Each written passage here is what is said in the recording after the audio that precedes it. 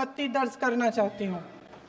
महात्मा गांधी ग्रामीण रोजगार गारंटी कानून पिछले 20 सालों से ग्रामीण भारत को रोजगार देने में और ग्रामीण अर्थव्यवस्था को मजबूत बनाने में सक्षम रहा है। ये एक इतना क्रांतिकारी कानून है कि जब इसको बनाया गया तो सदन के सभी राजनीतिक दलों ने इससे पूरी सहमति दी। इसके द्वारा 100 दिन का रोजगार इस देश के गरीब से गरीब लोगों को मिलता है, हमारे गरीब से गरीब भाई बहनों को। हम सब जनप्रतिनिधि हैं महोदय, जब हम अपने अपने क्षेत्रों में जाते हैं, आप भी जानते हैं, दूर दूर से हमें दिख जाता है कि मनरेगा का कौन मजदूर है। सबसे गरीब होता है, चेहरे पे झुर्रियां होती है, हाथ मिलाए तो सर हाथ पत्थरों की तरह। हाँ सर, मैं कर रही हूँ, पहुंच रही हूँ, मुझे पहुंचने दीजिए। एक मिनट लूंगी, मुझे पहुंचने दीजिए। सर, उनके हाथ पत्थरों की तरह कठोर होते हैं क्योंकि इतनी मजदूरी करते हैं। तो सर, मेरा जो इस बिल पर ऑब्जेक्शन है सर, ये जो कानून है इसके तहत हमारे गरीब भाई बहनों को जो रोजगार की कानूनी गारंटी मिलती है, जो अधिकार मिलता है, वह इस योजना में मांग के आधार पर संचालित होता है। मतलब जहां जहां रोजगार की मांग है वहां इस योजना द्वारा 100 दिनों का रोजगार अनिवार्य है, देना अनिवार्य है। इसके साथ साथ केंद्र से इसके लिए जो पूंजी जाती है वो भी मांग पर आधारित होती है। यानी कि इस योजना के लिए जितने पैसे जहां भेजने हैं, कितने भेजने हैं, वह जमीनी परिस्थितियों पर आधारित होता है और मांग के आधार पर निर्धारित होता है। सर, इस विधेयक की अनुसूची 1 में उपनियम 4(1) और 4(2) द्वारा केंद्र को इजाजत दी गई है कि वे पहले से ही निर्धारित कर लें कि कितनी पूंजी कहां भेजी जाएगी।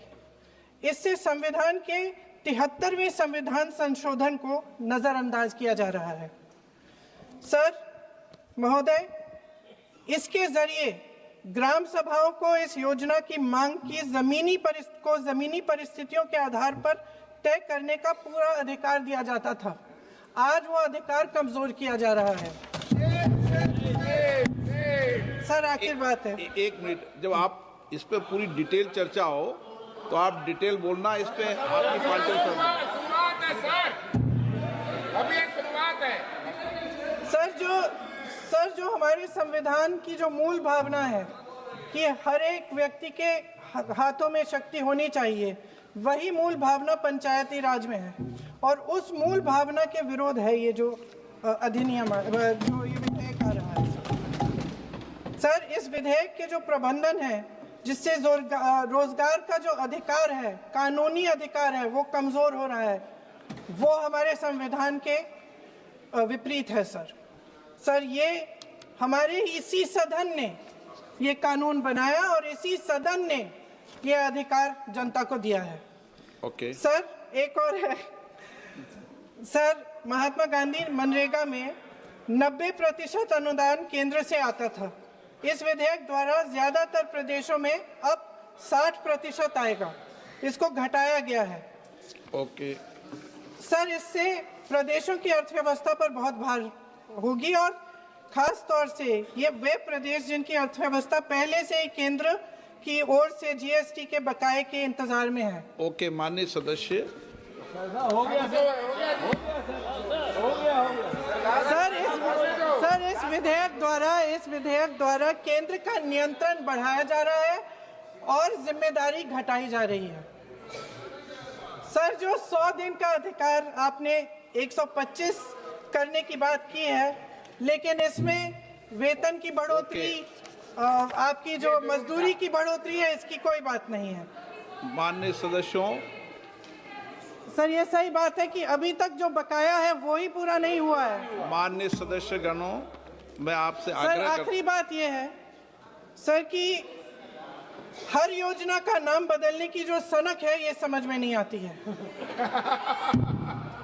सर, जब ये किया जाता है तो सरकार, केंद्र को पैसे खर्चने पड़ते हैं। माननीय सदस्यों, मैं आपसे आग्रह करता हूं, ये सर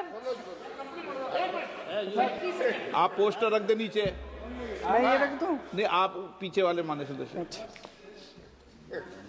आप 72 में नियम में विरोध कर दें आप। ठीक। सर आखिरी पॉइंट है कि बिना चर्चा के, बिना इस सदन की सलाह लिए इस तरह से जल्दी जल्दी में विधेयक को पास नहीं होना चाहिए। सर ये विधेयक वापस लिया जाना चाहिए। इसके बदले में सरकार को एक नया विधेयक पेश करना चाहिए। खत्म करूं? महात्मा गांधी जी मेरे परिवार के नहीं थे, लेकिन मेरे परिवार जैसे ही हैं और इस पूरे देश की यही भावना है सर। नो, सर इस पूरे देश की यही भावना है। नो मान्य सर आखिरी बात,